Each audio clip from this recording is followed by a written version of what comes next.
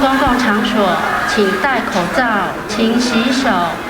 若有身体不适，请尽速就医。动物园提醒您。密集广播每10分钟就提醒一次。随着武汉肺炎侵台，木栅动物园防疫也动起来。除了加强广播跟跑马灯宣导，告示更是整个动物园贴好贴满。而另外呢，在动物园入口处旁边的游客中心里头呢，就有提供着所谓的红外线额温枪，还有消毒水，另外还有民众最常使用的口罩，来供民众自由取用。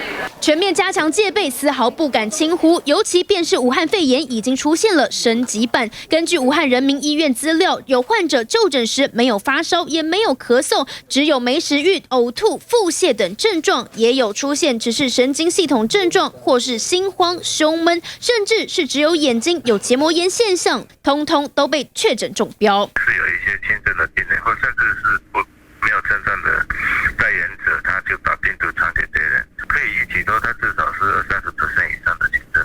我刚才看那个资料哦，以前 SARS 是因为它到发烧以后才开始会有传染力。那如果有非典型案例，这筛检方式就要再想一下，这个恐怕要有新的方法。